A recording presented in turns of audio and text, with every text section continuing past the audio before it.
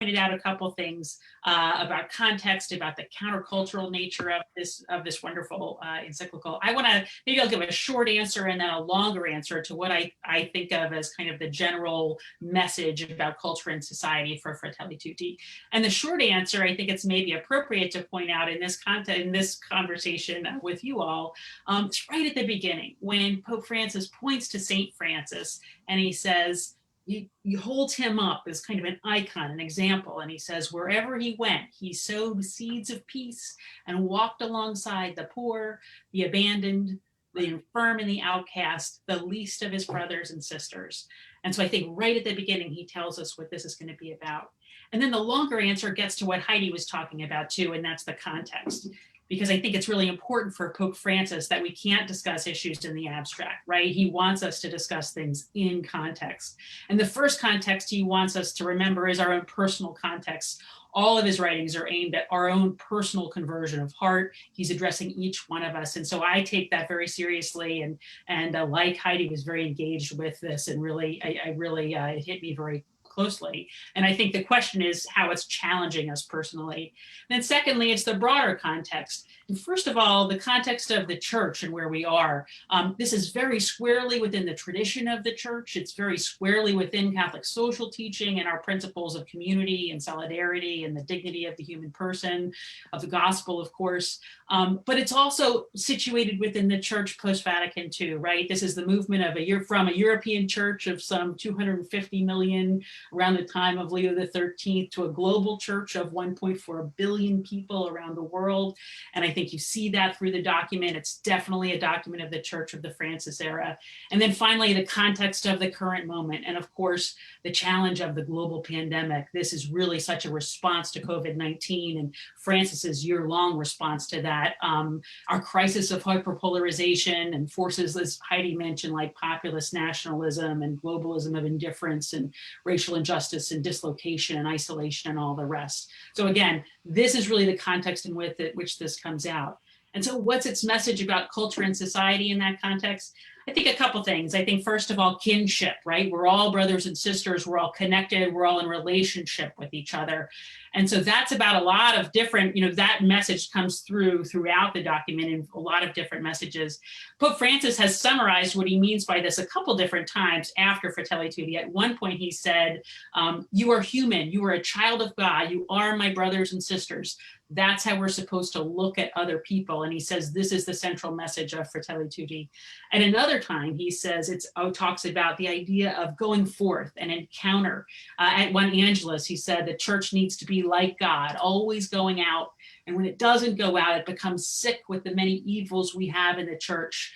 It's this, and he says this sickness is because we're not going forth and looking externally. He picks up an idea, I think that John Paul II called ecclesial introversion, right? Basically navel gazing when we're looking at internal issues instead of looking outside. So that's the social message. And then the cultural message, I just think of that image of Pope Francis in the square at the beginning of COVID-19, right? St. Peter's Square, and it's raining and he's standing all alone. And to me, it's one of the icons of this awful pandemic that we've been living through. And what this message? It's be not afraid. He picks up on that central Christian message. And he says, resist, basically, he's telling us, resist declinism, resist despair. We are, again, picking up on another pope, we are an Easter people and Alleluia is our song. We are supposed to resist this idea that it's a time of despair and instead respond to all these great challenges in hope. And in love, as I think Cardinal George once said, right? You have to love a culture if you're to evangelize it. And he's challenging us to do that. You both mentioned COVID, and I'd like to circle around and talk about that again, because I think in so many ways the pandemic has been a prism through which many things have been revealed, many things, in fact, that Fratelli Tutti will address. But you also both mentioned individualism, and I want to kind of tease that out just a little bit. The first scary part that Heidi referred to, that first chapter, in which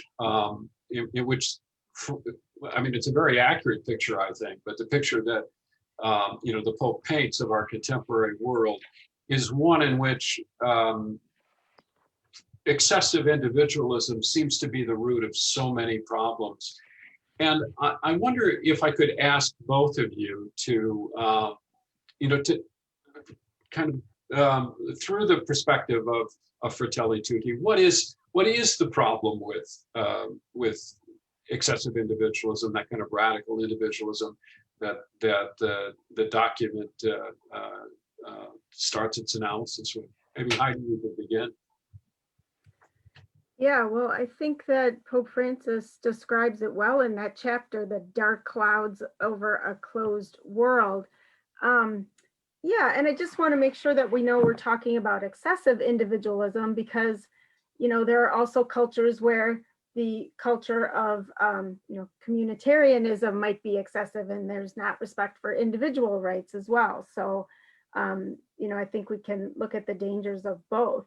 But what the Pope is speaking to about this need to think about the common good and balance that with the care for ourselves and our, maybe more immediate families, is the part of the document that just really resonates with me at any time, but especially during COVID, right? So we're going through this time when people are being asked to make sacrifices for the good of the rest of the country, because in a pandemic, it's not just about your health, because you need to also protect the health of others. And once a virus spreads, it's not just an individual thing.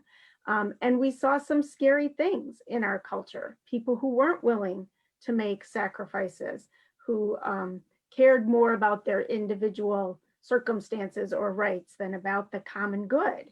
And even we saw that from people, from our faith tradition, and who were sort of missing that part of our teaching.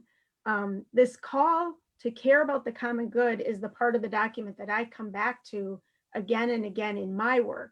So I'm not a reporter so much anymore now as an editor, and I write editorials and I evaluate commentaries that come into our to our newspaper.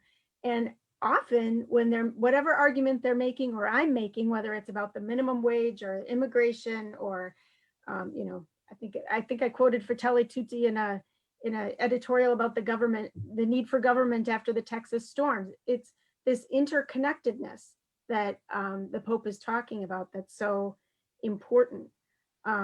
We even did a project right after Biden was elected, saying, well, we want to hold this, our second Catholic president, to the importance of the common good. And so we started a project, which was a daily columns by different people on different topics, everything from racism, the environment, poverty, etc. And we called it Building a Common Future. And I took the title of it directly from Fratelli Tutti, because I got it here, paragraph 115. We are responsible for the fragility of others as we strive to build a common future. And this is just the gist of what he's trying to say. I do think perhaps the second Catholic president took some of our advice, or maybe the advice of his Pope, at least in some of these economic proposals that we've been seeing, from the Biden administration. In fact, our columnist, Michael Sean Winters, called, I think it was the infrastructure bill, Fratelli Tutti economics. So he's saying there was a listening to this critique, right, of unbridled capitalism.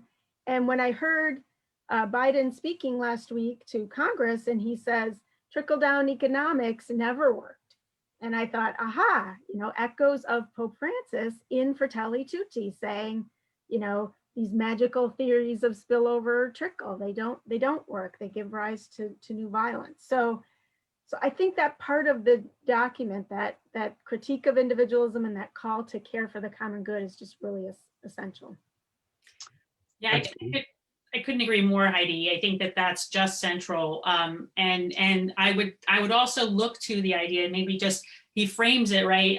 He opposes individualism, and that's in opposition to the individualism of the left and the right. So this is very much a document that tries to resist ideology and tries to say, it's not about, so for instance, he resists what he calls the sort of financialized global economy on the one hand, and the individualism that reflects. And on the other hand, he resists this sort of social individualism that fails to think through ideas of relationship and community, and really leads to isolation. And what he does again is he does all that. When I say he resists it, he does it through the parable of the Good Samaritan, which is really the interpretive key for this whole document, for Fratelli Tutti. And again, it's that idea of measuring how we're doing as a society, as a culture, by how we treat the least among us, by how we treat those who are lying wounded along the roadside. And so how can we better do that as a society and a culture? I think the first, as he said, is to resist ideology. He really doesn't like abstract moralizing. Everything is in context. He's not, I always am surprised when people think of or talk about Pope Francis as an ideologue, because that's just so far from what he is. I mean, this grandfatherly Argentinian man who says the rosary all the time and is very close to sort of popular Catholicism, and there's just no way in which he's an ideological person. He, in fact, is someone who points to ideologues as teachers without wisdom, he's called them.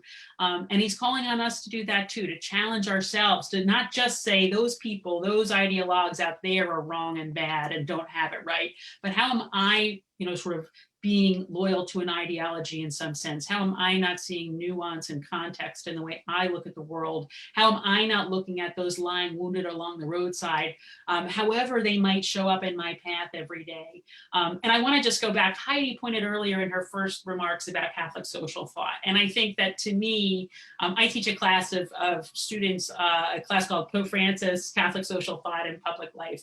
And we just come back again and again to this idea of relationship and community and solidarity as just the key to that. And as when you bring Catholic social thought to public life, you really have a moral vocabulary and an architecture to bridge division and to move past people's echo chambers and camps and to try to find common ground. Based on what you just said, Kim, that solidarity, that Catholic solidarity that is at the heart of the message of Fratelli Tutti, is something that was, shown to be, really wanting amidst this COVID crisis. And another thing that it strikes me, and this is again from the Pope's analysis, that the failure of the lack of solidarity is associated with this excessive individualism that we talked about before. But there's a curious thing. He wants solidarity. He wants us to recognize our relational character as human persons in the world. He wants us to recognize that we belong to one another, and that we particularly belong to the most marginalized, vulnerable, the man saved by the Good Samaritan, for example. But at the same time, he, portions of this encyclical are kind of a clear statement against kind of a tribal version of solidarity, or a tribal version of community. And I'm curious. I'm curious how you can do that. Is pluralism compatible with solidarity? It seems like it in this document, but it's an interesting conundrum to think about. And it has to be, right? In other words, it's a fact that we live in a pluralistic world, and in many ways that's something that it's a gift. And we should welcome it. And I think Pope Francis sees that as a gift, right? That in our diversity, we learn so much. So that, to me, Steve, is what he's getting at here, is this idea that we resist tribalism, which is a folding in ourselves, which is saying we have all the answers. And it's, again, comes from a place of fear, comes from a place of, and it by the way, I don't mean to demonize it so much as to say that it comes from a lack of willingness to go out and go forth. And and we have to look at that in ourselves. And so in doing that, right, we can engage in a pluralistic society. And that's not to say that we give up our principles. It's to say that we bring the riches of our tradition and our teachings to the public square and to the world, right? A big part of this is about relations with other faiths and our relations with the Muslim world. And the idea is to figure out how to engage across our differences, how to bring our principles to these hard conversations so that we enrich public life. And again, I just want to point to Catholic social thought as really a key to doing that. It keeps the poor and the vulnerable first. It helps us resist division. It has this kind of dynamic tension within it, which I think is central, again, to thinking about how to be involved in a pluralistic culture. Recognizing that we're not going to always resolve all tensions, but to understand that that's okay, right? That's productive in many ways. And then finally, just to say that when he resists the idea of tribalism, when he says that the church is supposed to be a home with open doors, he's also saying we're not supposed to be a fortress, right? I mean, we're not supposed to be a fortress. We're supposed to be engaged and we're supposed to welcome people in. And I just love that message. I think it resonates a lot with me. Me too. Kim, Yeah. Well, first of all, Kim, I want to take that class. That sounds so interesting. Great students. I think everybody here would. Without having to write the papers or whatever. Yeah, so I mean, I immediately thought too about how important this document is in continuing Pope Francis's outreach with Christian-Muslim dialogue. Obviously, he mentions the meeting between Saint Francis and the Sultan, and then he talks about his own meeting with the Grand Imam in Abu Dhabi. And then since the document, we've seen him travel to Iraq, where he also had this important meeting with Ali al-Sistani. And so I think he's modeling how you can do this. And I think it's one of those, I mean, it is a long document, but it's so rich and it has so many things. And this is one of those takeaways that I think is really important as well. The whole message about opening the doors to our home is so ironic to me right now, because I haven't had anyone in my home in 14 months. And so it's kind of a theoretical thing, and it's also more of a symbolic way of being open, because I haven't thrown any dinner parties. I haven't had any friends in my home. I'm in these walls with these same three other people every day. And I think it really, it sounds like it might be easy to do, because I can't wait to fling open the doors of my home and invite people in. But of course, there is this human nature. I think it is a very human thing to separate ourselves into like-minded or otherwise like people. And I'm thinking of that, I think it was in the New York Times, they did a piece about how your friendships narrow during COVID too. Like, you can only have so many friends, especially when there's like all this more effort involved in reaching out to people.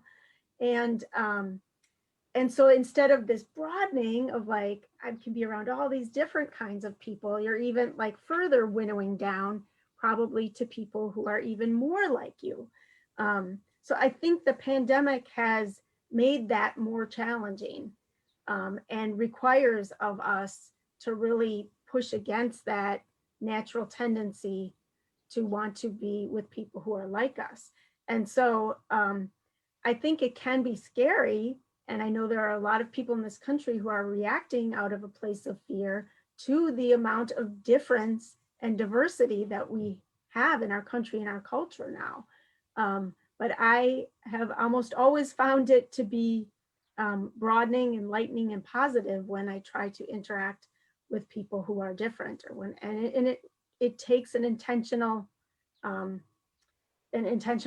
I always point out that I was not caring too much about things going on in Asia until I had 2 children from Asia. And now I care a lot about what's going on in their home countries.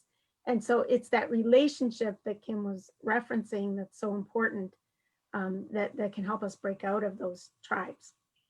And can I just say something in response to that, Steve? Because I think it's so right, Heidi, in the middle of, COVID has really It's brought us all into our homes, and a lot of our relationships are what we're doing right here, right now. They're mediated by a screen.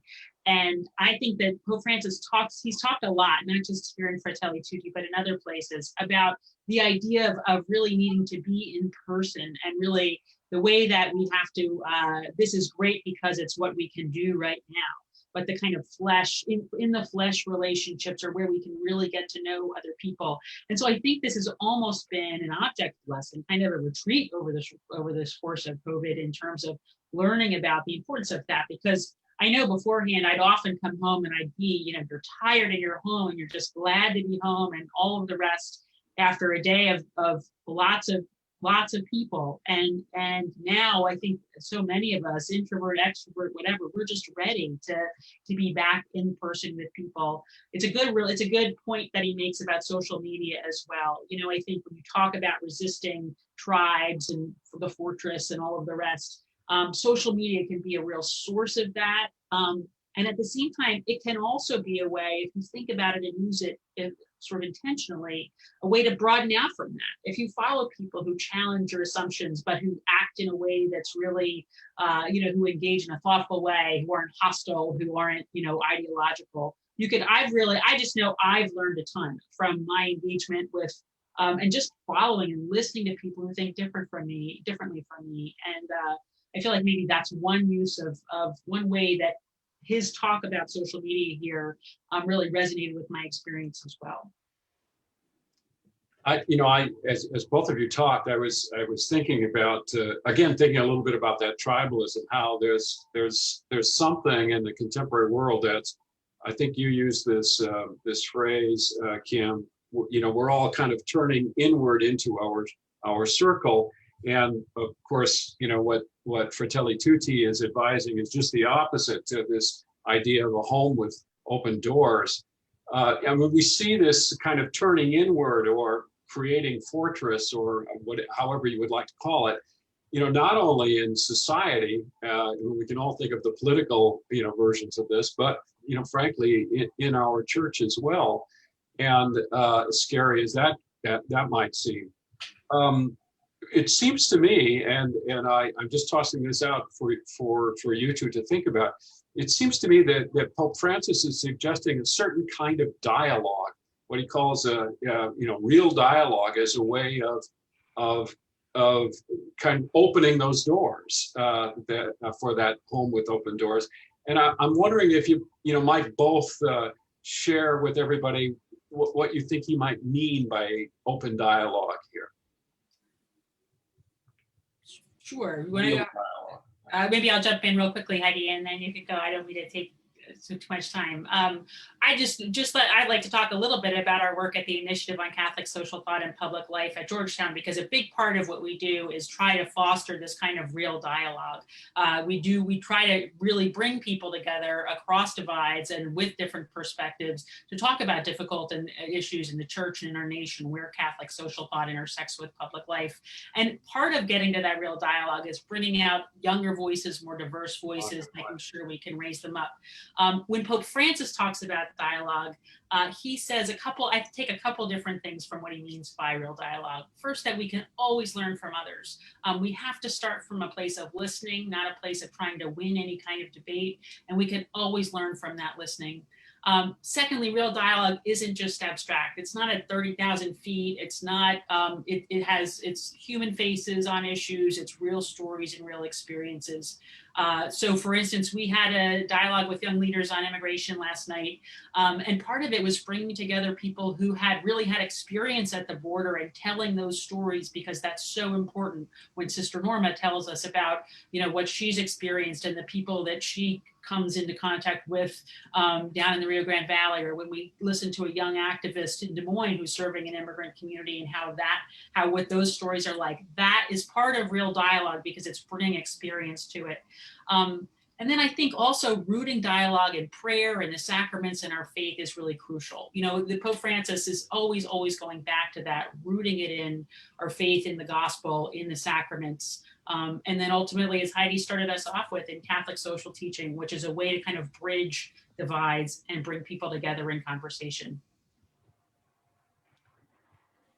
Yeah, so I'm so grateful for the work that you do at Georgetown, Kim, and we are often covering your talks that you guys organize because they do have such interesting and, like you said, diverse speakers, often coming from different perspectives.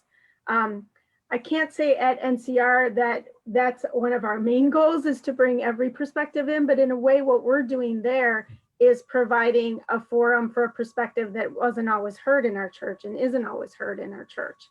So we're, as an independent publication, have the freedom to explore things in the newspaper or run things in our publication that maybe you wouldn't see in Catholic media otherwise. When I was thinking about this idea of real dialogue, and I was thinking about brothers and sisters, I was thinking about my own children. So as a mother, I what should I say, referee a lot of dialogue between my two children who are a boy and a girl. And I can tell you it's not all, peace, love, and rainbows by any imagination. There's a lot of, fighting and arguing and rivalry. But I will say that what there also can be, and what has been sort of a surprising side benefit of the pandemic for our family was that I saw my kids get closer, and they're during the pandemic, they turned 12 and 13. So they're at an age when they're kind of pulling away from their parents, and as a boy and a girl, not necessarily as interested in playing with each other. But as I used to say to my son, like, oh, it's so great that your sister's your bestie. And he says, Mom, she's my only, because nobody else to play with because they're not in school and that sort of thing. So we've seen this flowering of their relationship, somewhat out of forced togetherness. And I think about how the Good Samaritan story is about who is my neighbor, right? So Jesus asked, who is my neighbor? And he tells this story. And so I try to think of like, well, who are my siblings? Who's my brother? I don't have any brothers. I just have one biological sister, but who is a brother and sister to me? And, that really broadens when you start to think through the eyes of your faith. So I think that we would want to bring the same level of respect and caring and love to our communications or dialogue with someone that we see as, like a brother or like a sister than we do with our own family. Now, real dialogue, though, doesn't gloss over differences and just like make nice and pretend they're not there. And I don't think that doing that is really helpful for the honesty part that's necessary for dialogue. But I think you don't use the differences or disagreements to refuse to engage. You don't use them to be disrespectful. And also you don't identify people with that difference in such a way that that's all they are. So they're not a person of a race or another religion or a political party or whatever it might be. And they're not just their view on one thing, on whatever the issue might be. So I think we need to respect difference and be honest about difference, but then engage respectfully, kind of through that. So that's a hard question though, Steve. I gotta tell you, I don't have the answers about how to make that possible. Well, if I could just say a little compliments to both of you. I think the initiative and NCR are both just wonderful examples of the kind of real dialogue that His Holiness is talking about here. I particularly think real dialogue has to begin with humility, and it can never include, shouting so loud that the other cannot speak. And there's so much of that goes on in our public life these days. And, thank goodness for NCR and the initiative, really. And let me just say something, if that's okay, to just sort of jump on to what Heidi said so well. The first is about sort of in COVID, we have had a full house in COVID, and I have our children, our youngest is in 8th grade and our oldest is 26. And so we had a full house, which was wonderful for me, of course, as their mom. And but maybe had a few moments that were a very robust dialogue. Let's put it that way. But what I took away from that, what I learned, it really was wonderful for our whole family. I think everybody would say that, to be together. And what I took away was a lot of dialogue is not with words. Like a lot of what we took from all this was just the being together and the doing together and the just time. So I think that's very important. But I want to just be sure, secondly, to pick up on something Heidi said, and that's that it's important to not give up the principles. It's important to sort of go for the truth. NCR, I think having independent voices is critical for dialogue. It's critical to bring the truth. It's critical to bring information to the public square. You know, I think the clergy abuse crisis, NCR just did groundbreaking work on that at a time when people were pushing it aside, and in so many other instances that's been true. So I just want to point to that as being vitally important. This is not about a least common denominator Catholicism. It's about all of us following our vocations, whatever they may be, and they may be very particular in one particular lane or another. But it's about what Heidi said. It's about respect, and what Steve said about humility, and about listening and learning, and not just listening to debate and win an argument. Well, we're lucky to have two moms here in the shadow of Mother's Day. You know, wishing you both the best for that. But it also reminds me about something else. So the encyclical's title, Fratelli Tutti, Brothers All, was the source of some controversy when it was first announced, and there was a sense in some quarters that the title alone, if not portions of the encyclical, you know, were insufficiently inclusive of women. And having, you know, two very prominent women Catholic leaders here on the line, I'm curious what you made of that controversy and whether you think there's anything to it. Kim? Sure, I'll go first, and then I'd be happy to go first. It's ironic. So we were just talking about the initiative, and the day after Fratelli Tutti was released, we had a dialogue about it with Cardinal Michael Czerny from the Vatican, and 4 women, not accidentally, and they were wonderful. One of whom, Sister Nancy Schreck, a Franciscan, talked to us about this, and she talked about the fact that in the Franciscan tradition, the idea of, you know, fraternity is capacious, and that it's definitely a part of that. And then also the fact that the contents of this is very, very much points towards women, very much points towards, you know, sort of a message that women have been bringing to the church maybe for a long time. I had a colleague say to me that the title sometimes looks like something a bunch of men came up with, and the contents look like something that women have been saying to the church in the church for a long time. So in any event, I think that's fair to say, as an English speaker receiving it, these kinds of things have become more salient to me in recent years as I've worked in the church, and that's for sure the case. And at the same time, I think the idea of fraternity or kinship and Pope Francis' constant use of brothers and sisters and the messages that come through Fratelli Tutti are very much in line with what we hope the church will be and is for women. That's good points, Kim. So I'll tell a little story. The other day, I forget what I was talking about, something about work. Like I said, Fratelli Tutti comes up all the time. So I said to my daughter something about Fratelli Tutti, and she said, "Is that like Tutti Frutti?" And I said, you can do a little Italian lesson here.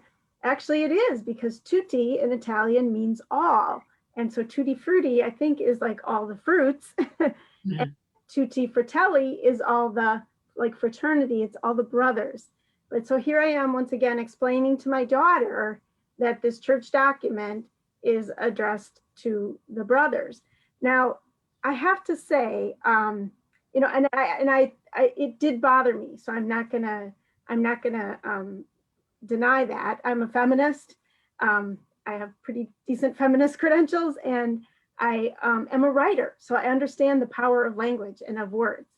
But I have to say, at the time, again, taking me back to like last October, when I was literally like frightened for the existence of our democracy in the future, and, you know, the health of my loved ones, I was not as focused on it. Now, NCR ran a number of stories about this. We had columns from Phyllis Zagano, from Megan Clark. We interviewed others, women who were talking about the language, and especially before the document came out, and that's all you knew about it.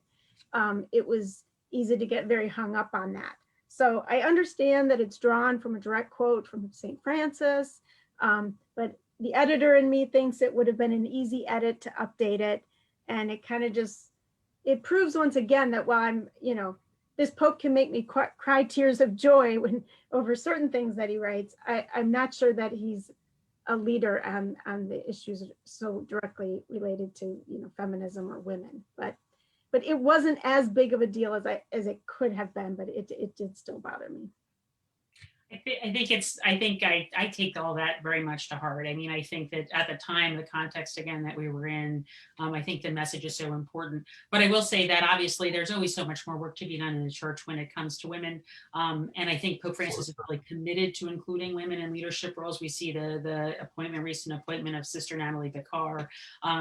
We know that Pope Francis has appointed a number of women to the Council on the Economy, and women in the Vatican, women's roles in the Vatican are increasing. And of course, here in this group, we can say that we know women are the backbone of the church, and that in particular, women religious have been such an important part of our witness. Here, I'm reading this great history of Catholic Church in the United States. And again, it's a religious sister who comes forward and is just doing such remarkable work. But having said that, we know that there's much more work to be done, and that the fact that we're having this discussion at all is a sign of that. Well, there's just a little bit of time left for me before we open the floor. Maybe I could ask one more question. I'm curious what you both think about the importance of this encyclical in the context of all of the teachings of Pope Francis, and in the context of the whole tradition of Catholic social thought. Is this a watershed? Is this a defining document? Is this the vanguard for something new? I'm just curious what you think. Well, I guess what I would say is what this talk tonight made me do was kind of step back and think, well, what has been the reception of this since it came out? So, it came out at this very fraught time, and then we had the election, and then, some people were relieved and maybe some people weren't. And then we had the insurrection, and so people were kind of distracted by that. And I guess I'm kind of struck that it feels like, well, I find myself going back to Fratelli Tutti all the time when I'm writing about something like, oh yeah, I want to mention that, and I can quote from Fratelli Tutti. I don't feel like its reception has been commensurate with the importance of it. So I don't hear it preached from pulpits, or maybe it's the churches I'm going to virtually still. I don't see, and again, a lot of this is COVID, right? But like study groups, having like we did with Laudato Si, for example. And I don't see, so I guess, and then when I see, there's definitely a number of Americans or American Catholics who maybe didn't like some of what Fratelli Tutti was saying, especially some of the very pointed language about capitalism and, even, I mean, some of that stuff was, Death penalty rights and these kinds of things. And there was some critique, but in a way it wasn't very loud. And I think there was sort of a, like, we're just saying ignore this, hope it goes away, maybe. So when I look at the reception, I'm not encouraged about it being a watershed thing, but that might be it because of the bizarre year that we're in. And maybe we'll see over the long term how much it becomes really instrumental to the body of teaching that we call Catholic social teaching. So I don't know, I kind of have a mixed, not sure answer about that, but what do you think, Kim? Yeah, I kind of would take that long-term view, Heidi. To my mind, this will be one of the, we're in such a fraught moment, and we have so much noise and information coming at us all the time that I think it's very hard for anything to break through, even within the context of a sort of church conversation. Having said that, I think if you look and take the long view, this will be, to my mind, one of the three major documents of Francis' pontificate. Evangelii Gaudium, to start off, a blueprint for the papacy, Laudato Si, which talks about how everything is connected, right? And how we are in relationship with God's creation, with God and with his creation, and what right relationship looks like there. And then Fratelli Tutti, talking about how, and again, I think this is, someone said, maybe it was Father Jim Morton, how everyone is connected, right? And that the idea, again, is what does right relationship look like here? And how can we be in, I think, in relationship with others in the tradition of the church? So to my mind, this will be almost these three documents will be what we look to for Pope Francis' pontificate. And I think it's really interesting to me that he situates it so clearly within church tradition, right? So the Father, obviously the gospel, the fathers of the church, the admonitions of St. Francis, Catholic social teaching, but then also very much within how he's approached his papacy, quoting other bishops' conferences, reaching out to other faiths. So I just see it as a historical document in that sense, and I hope its reception, I know it will take time, but I hope it continues to grow. Well, thank you both. I'm going to turn it over to Janine Walsh, who's will field some questions from our giant audience here. Janine? Terrific. Yeah, thank you so much, both of you, Kim and Heidi. We actually had a couple of different questions in the start about, both of you were using phrases Catholic social thought and Catholic social teaching. Can you kind of work between both of those? Do they mean the same thing? Are they not? My quick answer to that question, and I will let the professor moderator correct me, or Heidi correct me if I'm wrong. But my quick answer to that question would be the Catholic social teaching refers to sort of the official teachings of the church. And so we look at the encyclicals going down, obviously much more historically as well. We look historically, but then the encyclicals were Novarum and onward, and then backwards as well. Obviously, Catholic social teaching is rooted in the gospel and rooted in Catholic teaching throughout our tradition and history. But that Catholic social thought is more expansive, that it focuses on commentary on that and people who think and who have who have thought deeply about it, and so the church more broadly. Is that fair to say, Heidi and Steve? I'm not sure. Thank you. I think you nailed it, Kim. That's exactly how I would say it. I guess I would say the teachings refers to the official magisterium, whereas the thought refers to the, as you say, the whole ball of wax. I would agree with that, and I would say that people who are very big into Catholic social thought and teaching maybe use the term teaching a lot, because we like to point out that it is part of church teaching, because sometimes there can be a more limited view of what church teaching is about. So we like to use that phrase, teaching. Some even say Catholic social doctrine, right, to remind us of the fact that which is even stronger, right? Yeah. Very good. Very good. Thank you. Excellent. We've had several comments throughout the discussion about how encounter is so critical to everything of what Pope Francis calls us to do. And we had one question about Pope Francis often talks about our call to encounter people who are different from us. How do we do that in a way that is respectful of them? Can you say that question one more time? I was reading in the comments. I shouldn't have. Oh, sure. Pope Francis talks about our call to encounter people who are different from us. And how do we do that in a way that is respectful of them?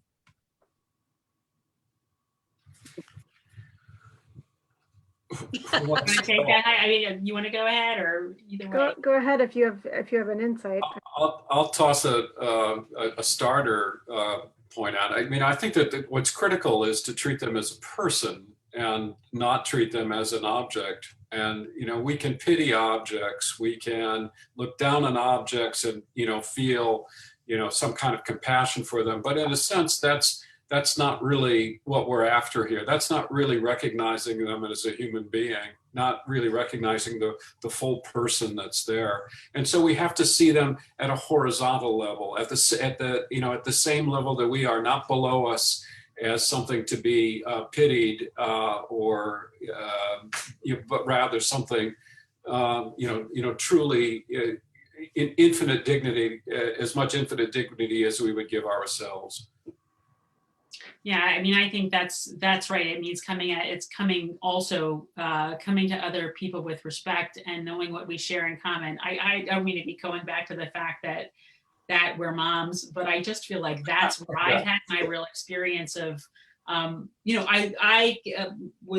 became very excited about my Catholic faith sort of intellectually when I was in college, and so I was a big reader and learned so much about it.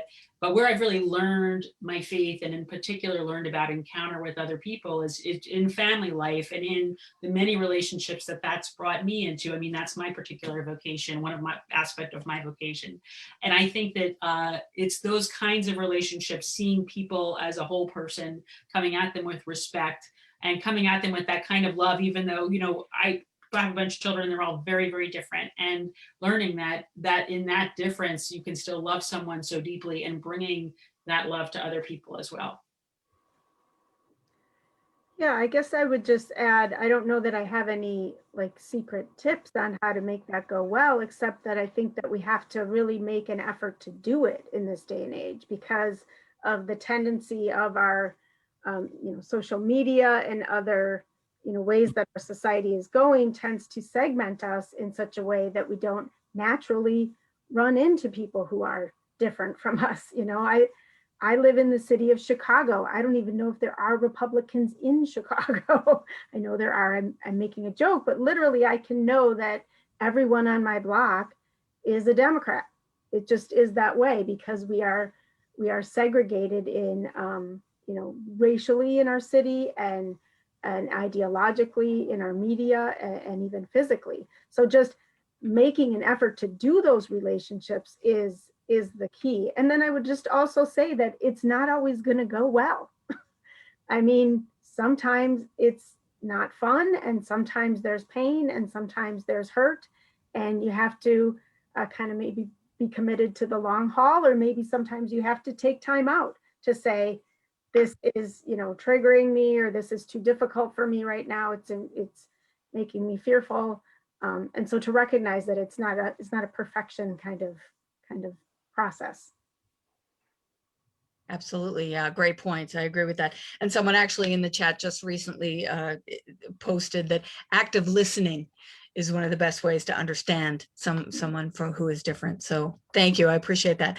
Another question, you both spoke very well to individualism. Can you tie the phenomenon of individualism to capitalism and the, quote, free market? You want to start with that, Heidi? You want to go first?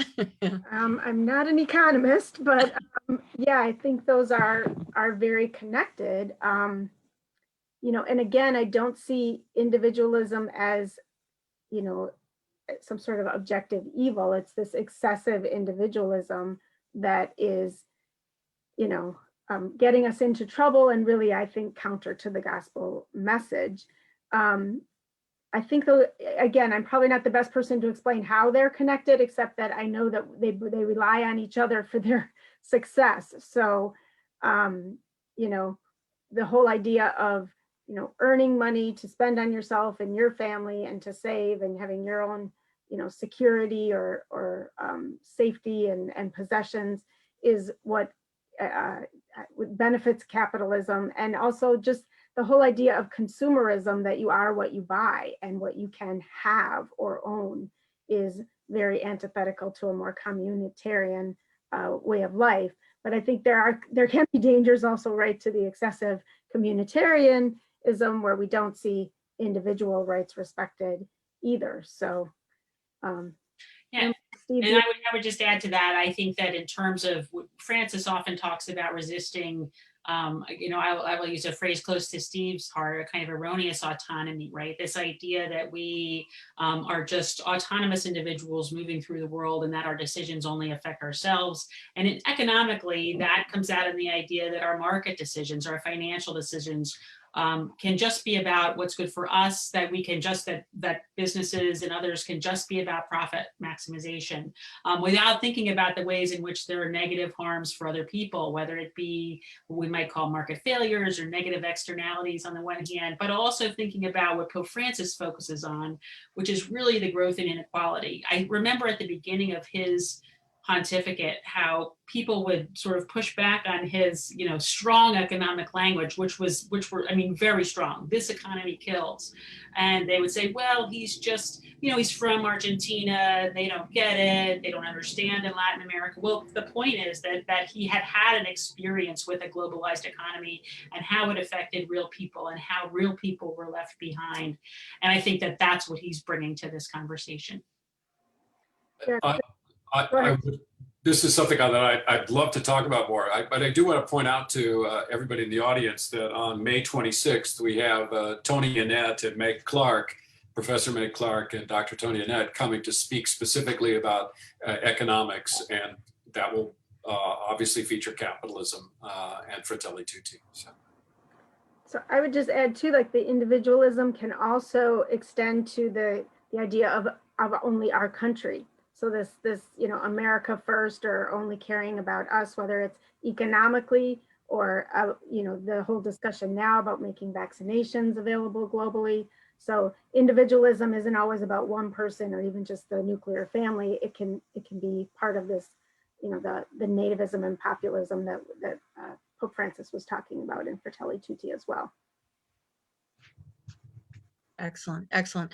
Several kind of related questions coming through about engaging Catholics specifically with the resistance and the conservative stance of the church and so many of the clergy who are in tension with Pope Francis. And, why are Catholics so hesitant to engage in public policy, and what can we do about lifting up more Catholic voices?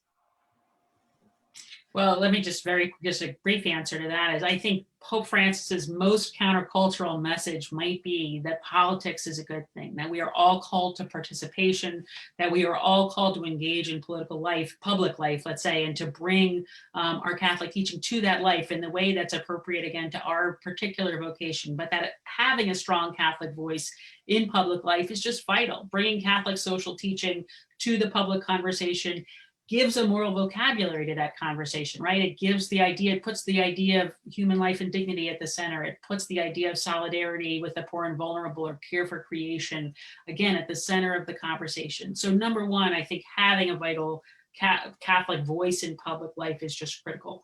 I think that sometimes we talked at the beginning about moving from a place of fear or hope. And I think that there's in one sense a fear, a sort of sense of retreat. And I don't want to, let me not give it an intention like that, right? Let me again try to look at it with more charity, and to say that some people think that a retreat from public life is the best way to witness to our faith, and that stepping back and living in sort of a world where we engage and raise our children and all the rest with people who think like us is the best way to live it out and to witness for generations to come.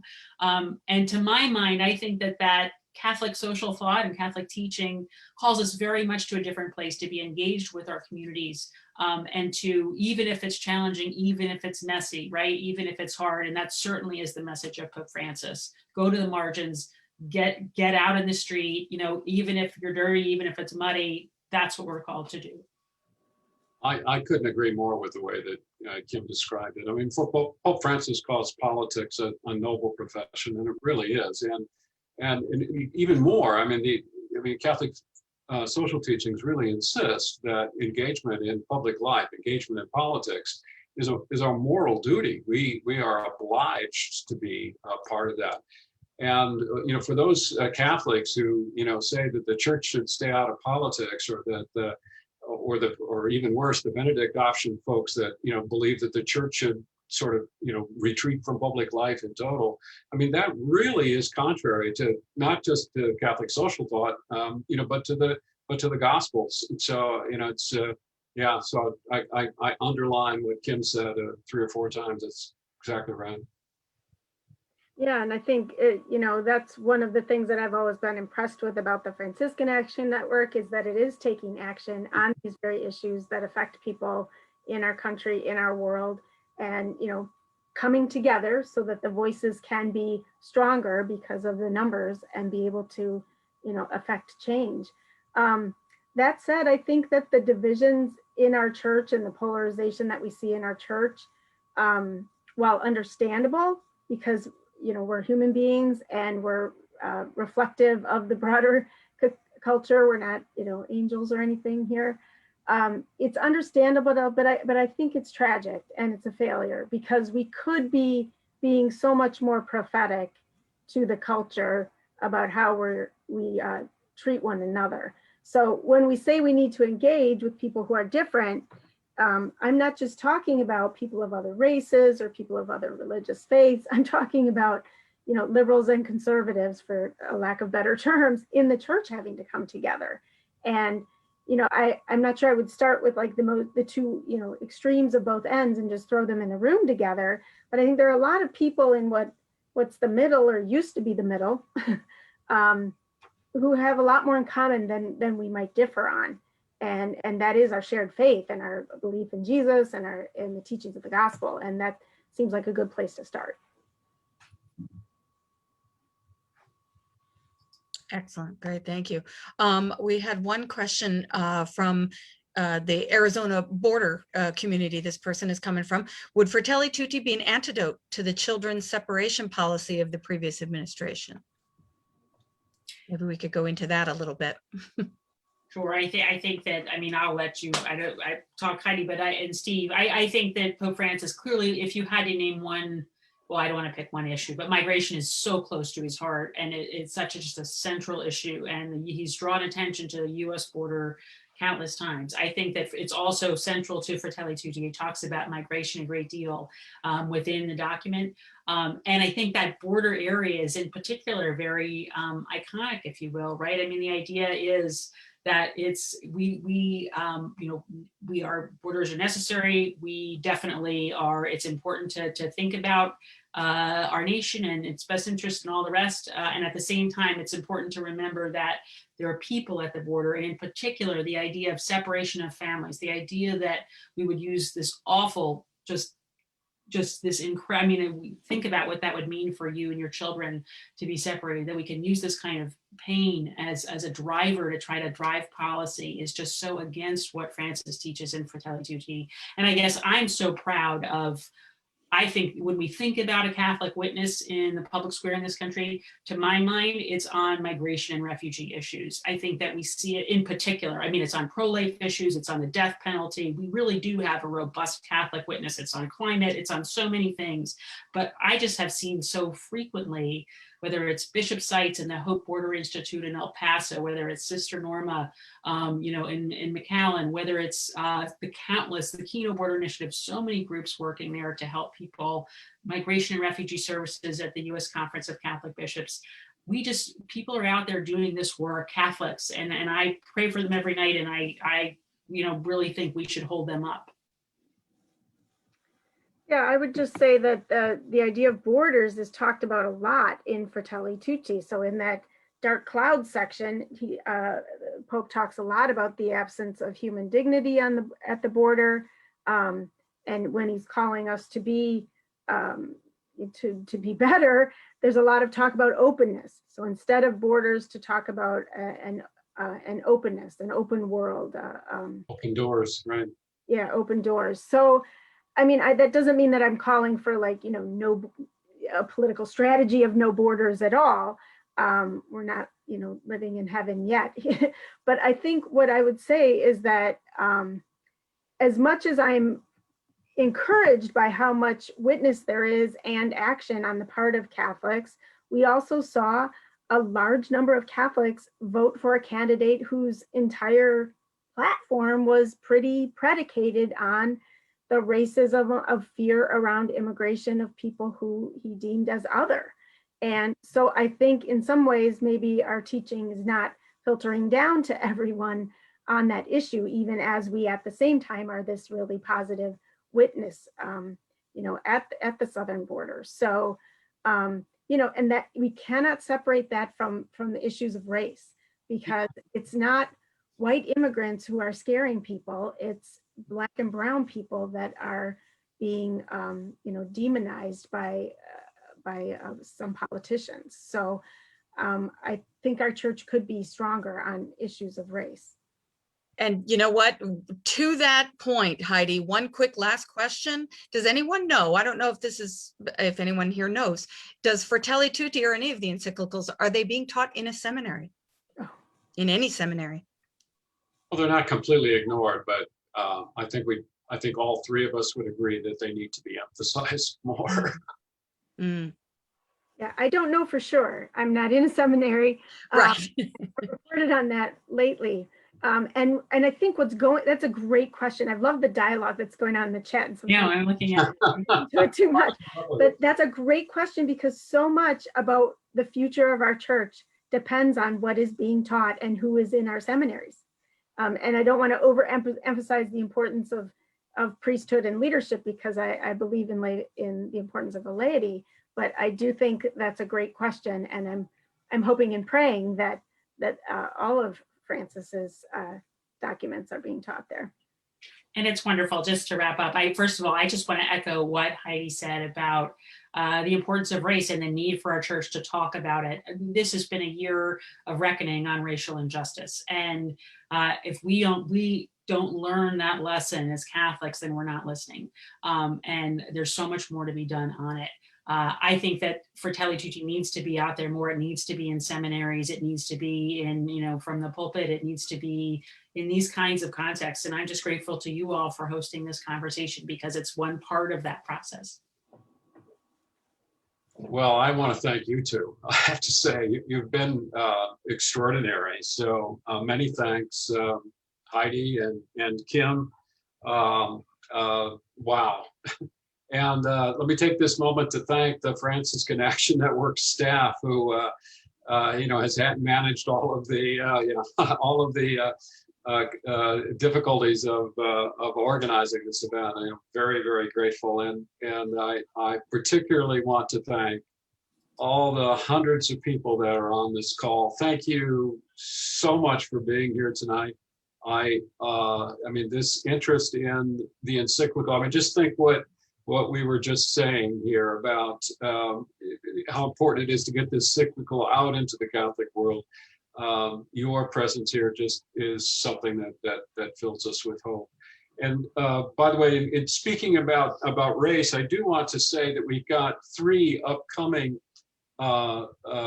programs in this series. The next one is actually on Fratelli Tutti and racism and anti-racism. And that will feature Olga Segura, a reporter with the National Catholic Reporter, whom Heidi, I assume you know very well, and the very famous Ralph McLeod, the head of the Catholic Campaign for Human Development. That's a hero to many of us. So that is coming up on May 19th. On May 26th, we feature Dr. Tony Annette and Professor Megan Clark, speaking on Fratelli Tutti and economics. And on June 16th, we have Professor Amy Ullman and Professor David Cloutier speaking on Fratelli Tutti and governance and politics. So we hope that all of you can connect with us for those upcoming programs as well. And with that, let me turn to introduce Domingo Martinez. Domingo Martinez is in the process of formation, aiming toward becoming a Franciscan friar, and he's interned with us now for 4 months. He's probably getting a little tired of us by now, and he will close us this evening with a prayer. Domingo? Thank you, Steve, and thank you all for joining us. Let us pray. Good and gracious God, thank you for bringing us together tonight and opening our hearts to dialogue. Thank you for Kim and Heidi for their thoughts and words that bring us together. May we contribute our gifts to our culture to lift all of us up, and grant that we impact our society with the good of our tradition and accept the good from our society. Thank you, Lord, for what we share in common, and for our differences. Humbly we ask, help us to remember those whom society forgets. Let us open ourselves to those on the margins and help us to love our enemies. May we be ever mindful that all are our sisters and our brothers. Help us to encounter and love the Samaritan among us and to accept their love in return. May the Holy Spirit fill us so that your love fills our hearts and unites us all into an ever stronger community.